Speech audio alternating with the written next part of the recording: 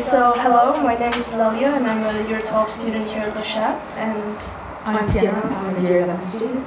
And so we are interviewing Tristan Lebleu today for the update. Bonjour Tristan, je vais commencer en français. Alors pourriez-vous peut-être vous présenter brièvement et nous expliquer un peu comment fonctionne l'entreprise Climeworks dans laquelle vous travaillez actuellement? Oui, bien sûr, avec plaisir. Donc, je m'appelle Tristan Lebleu, j'ai 32 ans, je suis franco-britannique.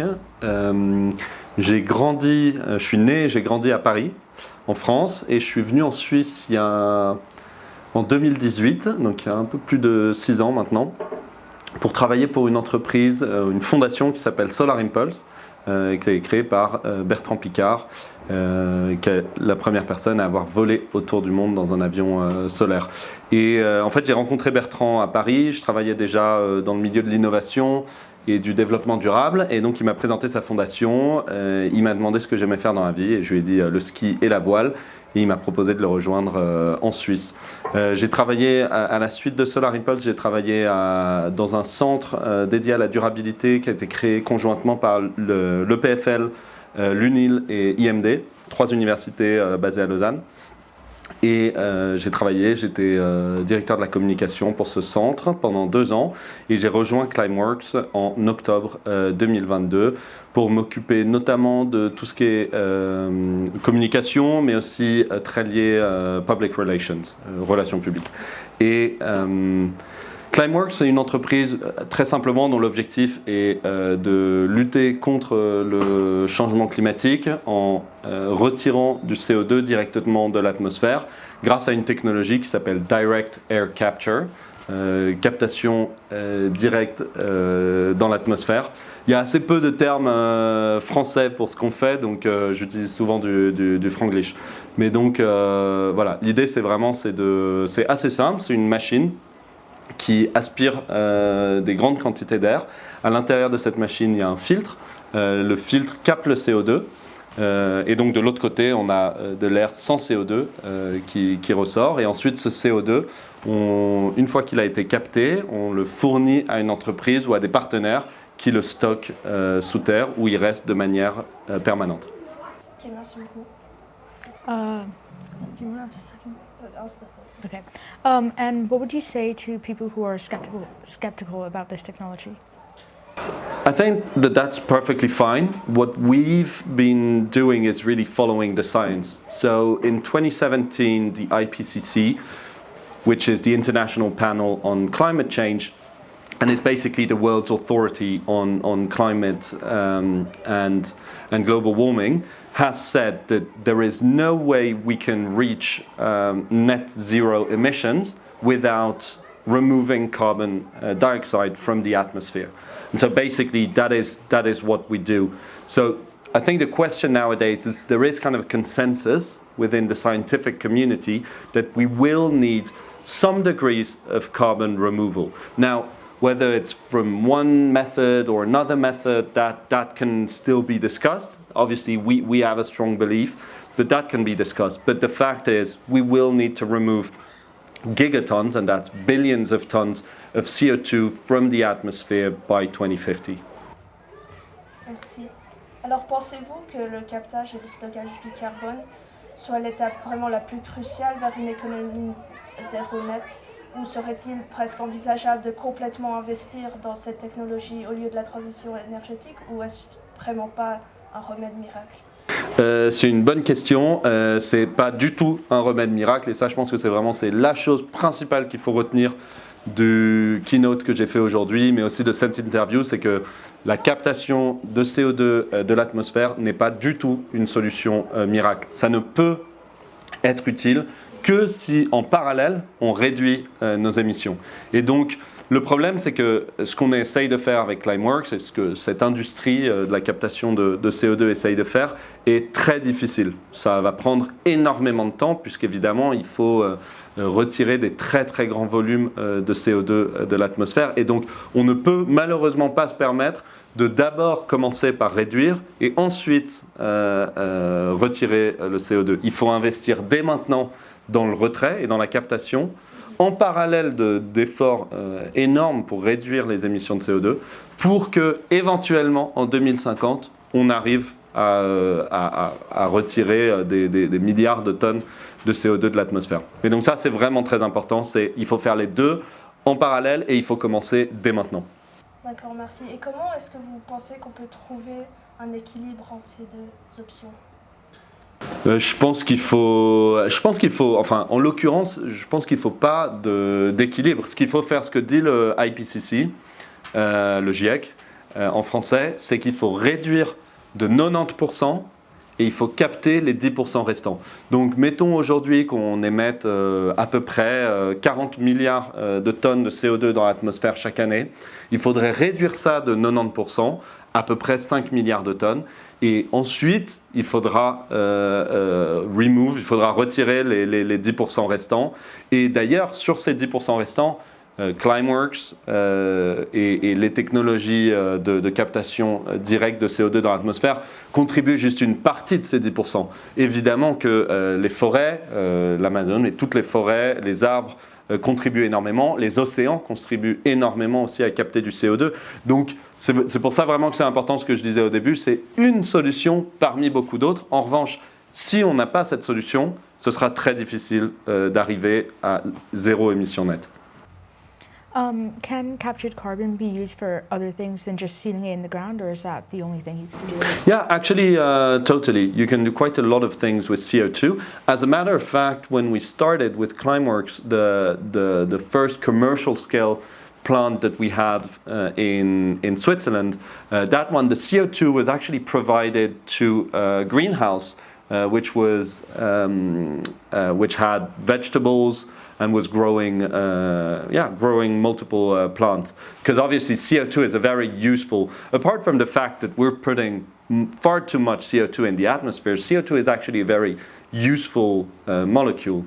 So yeah, there's many things. Other things, typically, what you have to imagine is that carbon, which obviously carbon dioxide is made of, is a very simple, it's almost everywhere, like in everything around us. So you can make a lot of things. Diamonds is another example of things you can do with CO2. And how does direct air capture compare with other methods of carbon sequestration? And do you only work with direct air capture, or do you integrate other techniques? So originally Climeworks was built and was really focused on direct air capture. That's really where our knowledge and expertise really lies. But what we've noticed in recent years is that a lot of companies were coming to us and asking us, okay, Climeworks is the best in direct air capture, but what is the equivalent in biochar, in reforestation, in enhanced rock weathering? There's many different ways of capturing CO2. And so what we started doing is we're building portfolios of carbon removal. And now what we provide to many companies is a portfolio which has a mix of these different methods. Because obviously some have great advantages and some have great challenges. Some are faster to build than others, and some are more permanent than others. So that's really why we do that. And another thing, to answer your question, we really try to differentiate what we do, which is carbon dioxide removal, which is known as CDR, from carbon capture and storage, which is known as CCS.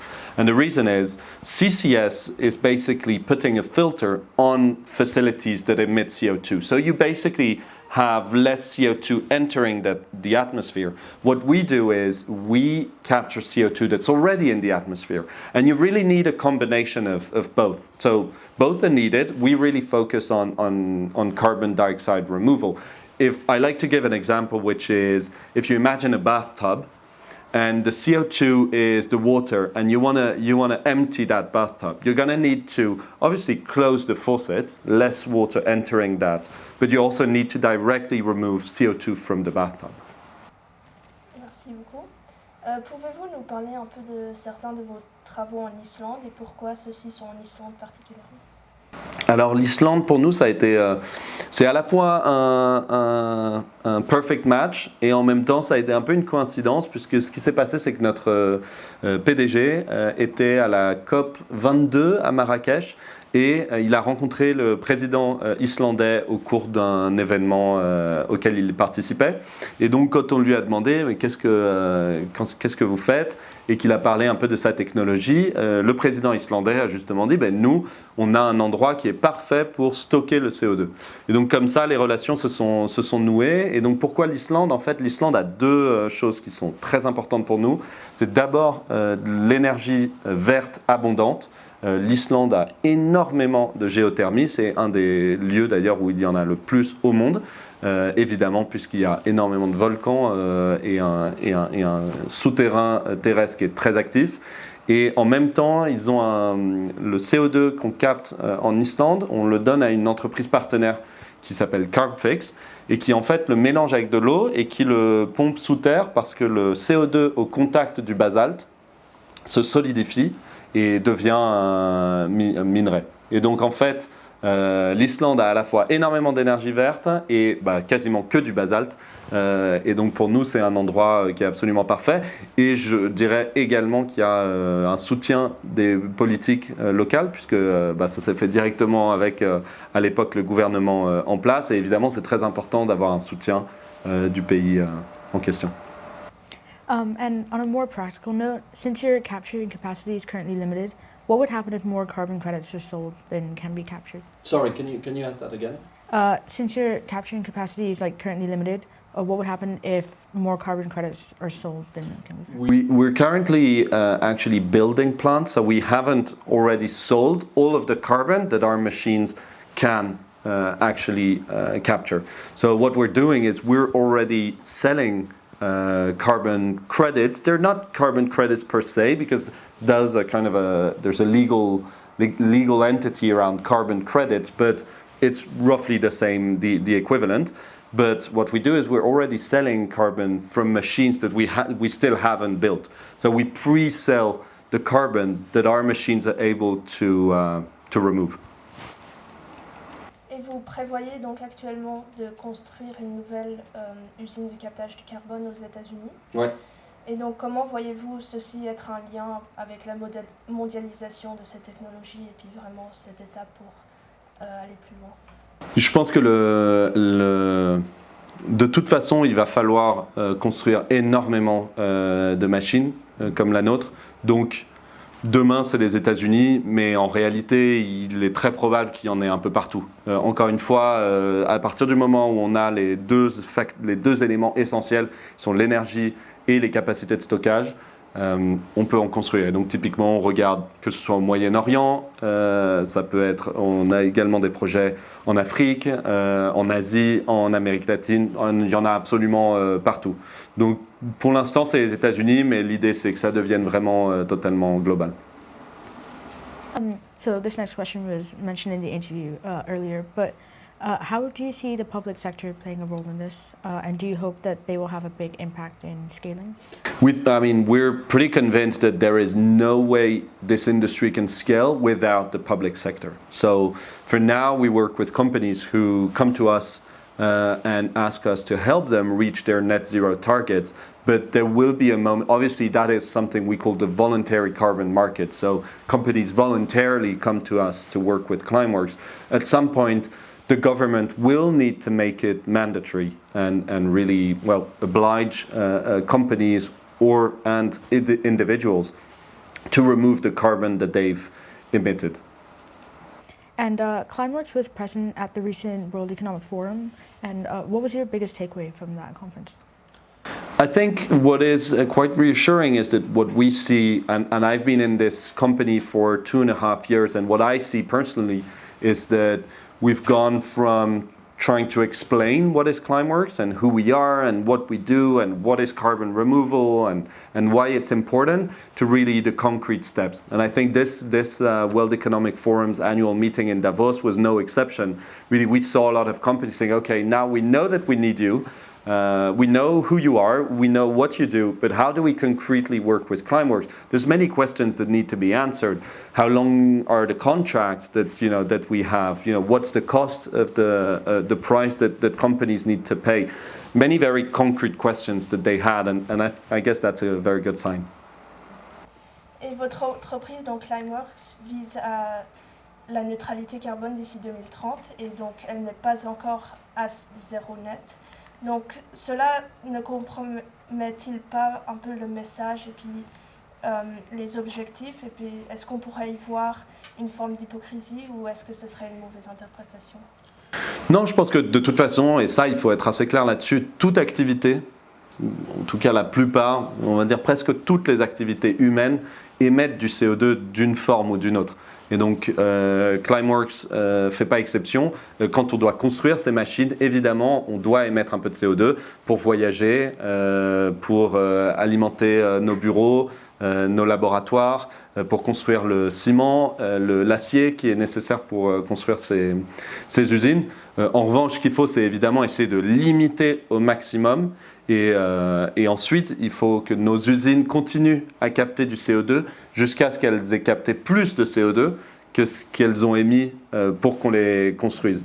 Et donc, je pense que c'est juste important de chaque émission de CO2 qui est faite, il faut qu'elle ait un intérêt. Et donc, si on est capable de retirer plus de CO2 que ce qu'on a émis, a priori, on a quand même un bilan qui est positif. Aujourd'hui, nos machines, on a fait un test sur Orca, qui était notre première usine en Islande. Elle a une efficience de 92%. C'est-à-dire que pour 100 kg de CO2 qu'elle capte, il y en a 8 qu'on a été obligé d'émettre pour construire cette machine. Et donc 92 qui ont effectivement été retirés. How do you see this technology scaling, and adding on to that, what barriers are preventing large-scale adoption of these technologies? I see it scaling massively, otherwise I wouldn't be here, but I strongly believe that we'll get there. Like the feeling that I get discussing with a lot of decision makers is that this technology, no matter what, is going to scale. Now, there are many challenges that come with it. One of them is obviously the supply chain. It's very difficult to actually, because no one has ever done what we're trying to do. And so this is an industry that doesn't exist. So we need to build everything. Basically, you need the machines that build the machines, those don't even exist. So it takes a lot of time to get there. And we're talking about really gigantic scales. So that's one challenge. Another one, obviously, is funding and financing. We need a lot of money to build these machines. And some investors do believe in the technology and others don't. So it takes a lot of time to convince people that eventually this will become $1 trillion market. And there are many studies that show it, that it will become $1 trillion market. But we need to convince people, and that takes a lot of time. And finally, has this become a competitive market to work in the last few years? And what companies are you collaborating with to reach your goals faster? We collaborate, pretty much, obviously with all of the companies that work with Climeworks to remove their CO2. We collaborate with all of the companies that help us build the machines, because Climeworks doesn't do everything from scratch. So we work with many companies across Europe, in the US, really to build the machines. And yeah, for us, it's obviously I think it's a great environment to be in, because at the end of the day, even though obviously there's some level of competition and other companies trying to do, we're all kind of working towards the same goal. So I would be very happy, even if Climeworks doesn't make it in 20, 30 years, if another company does it instead of, I'll be very happy, and I think we're all working together when it comes to this goal. Merci. Et pour conclure, quel serait vraiment le message à retenir, vous pensez?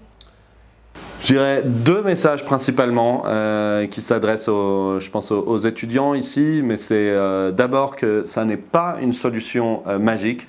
Climeworks en particulier et je dirais toute l'industrie de la captation de carbone. Donc il va falloir en utiliser, mais il va falloir également réduire massivement les émissions de CO2. L'autre message, et c'est ce que je disais tout à l'heure dans ma présentation, you have one life, make it count. Et je sais que ça peut sonner un petit peu bête, mais j'y crois vraiment, parce que c'est trop facile de courir après des choses qui sont un peu inutiles.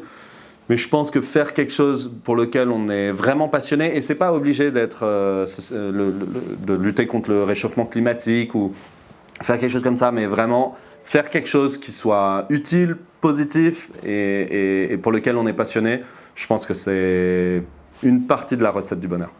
Super, merci beaucoup. Merci. Thank you so much.